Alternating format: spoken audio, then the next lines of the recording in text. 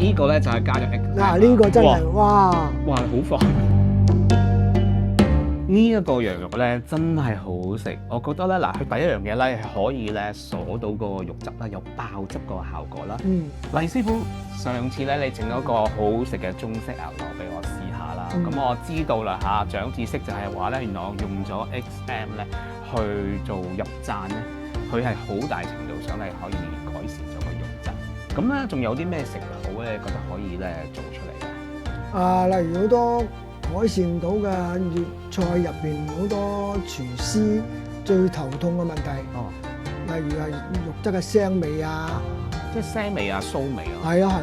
譬如整羊啦，會唔會啊？其實咁可以用試下羊腩煲啊。羊腩煲 OK 喎，香港人都好中意食羊腩煲㗎。係啊，咁因為香港人嘅羊腩煲嗰啲師傅通常都係用咩咧？好多醬去炆㗎嘛。係啊，係柱侯醬啊，咩腐乳醬啊，係咪啊？佢辟咗個腥臊味啊嘛。但係我嫌佢個味道有陣時係會太濃啊。係啊，食唔到羊嗰個即係應有嘅味道。所以咧，我而家就用一個最清新嘅方法再演繹出嚟啦。OK 喎，又係革命式嘅做法。係啦，冇錯。哇！師傅，唔好意思，我今日遲到咗啊！唉，點解咁遲啊？整緊啲乜嘢啊？我整緊個羊腩啦。羊腩煲啊！我而家已經係去到一半咯喎。係啊。而家加緊啲咩先？加緊啲香料落去，再一陣再落翻啲湯落去煲翻佢得㗎啦。OK。哇！好多香料喎呢度。係啊，有八角啦，桂皮啦，草果啦，仲有啲香草啦。喂，呢個好特別嘅做法嚟㗎喎，係咪啊？其實呢個我係參照咗咩咧？參照咗馬來西亞，而家咪嚟自嗰肉骨茶嘅。咁樣。哇！咁跟住咧，我就落翻啲湯落去。OK， 呢個係咩特別嘅湯咧？肉骨茶嘅湯啦，差唔多。肉骨茶嘅湯。OK。咁跟住咧，仲有最主要嗰樣嘢，係保持肉質鮮美。保鮮保質，革命性嘅嘢。革命性嘅嘢嚇，大約幾多咧？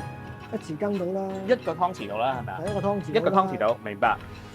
一個湯匙啦。OK， 一個湯匙嘅 XM 就夠啦。係啦，咁你落去。咁煲翻滾佢就 OK 㗎啦。今日我哋要加個 XM 咧，想做到啲咩特別嘅效果咧？就係等佢啲肉比較鬆軟啲，同埋咧保質，保鮮，同埋咧係等你做到味。即係又係嗰四樣嘢啦。四樣嘢啦。OK。師傅，頭先我嚟咧就係見到一煲啫，而家竟然有兩煲嘅，因為我遲到。因為遲到嘛，所以咧其實咧嗱，我頭先話做咗兩煲嘅。一煲咧又加咗 XM， 就係呢一煲啦。OK， 呢煲咧就冇加 XM 嘅。咁我係做咗一個實驗，就係點樣咧？冇加 XM 同有加 XM 出嚟嘅分別喺邊度啦？OK， 我而家就夾俾你試下。好啊。OK， 好啊，燜咗3個鐘。燜咗3個鐘㗎啦。OK， 哇，就可以做啦。我而家呢個傳統係冇落醬嘅。哇，師傅，我感覺上咧好柴咯，即係好韌啊，係咪？好韌咯，係咯。係咯，哇，好似乾乾地咁樣嘅。係啊，因為呢個冇落過嗰個 XM 啊嘛。即係味道係香嘅，但係咧，我憑你咁樣而家切落嘅感覺上咧，都係好似應該會冇咁腍咁好食咯。係咯。咁啊，始終冇呢嚿咁靚嘅。OK。因為佢落 XM 咧，始終都係。我哋切埋呢嚿啦，師傅係咪啊？跟住就可以咧食入口嘅味道啦。係啦，呢個咧就係加咗 X。嗱，呢個真係哇！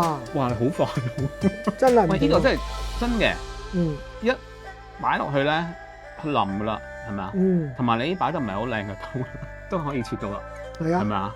喂 ，OK 喎呢個。呢個 OK 嘅。係咯。同埋咧，我咁樣睇咧，我目測咧都好 juicy 喎。係。係咯。第一個真係 juicy，睇到真係睇 juicy。其實係有分別嘅。係有分別。好啦，而家係咧就係試食時間。好，食呢個係冇 XM 嘅。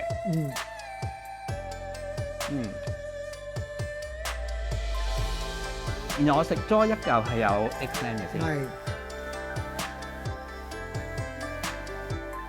唔同咗，好大分別啦。我咬咧，我咬咗 at least 6啖嘅。呢個3啖我吞咗落口啦。即係第一。呢一個咧冇落 XM 咧，佢係真係會個肉質係較為乾啲咯。唔係即係 honestly 唔係咁好食。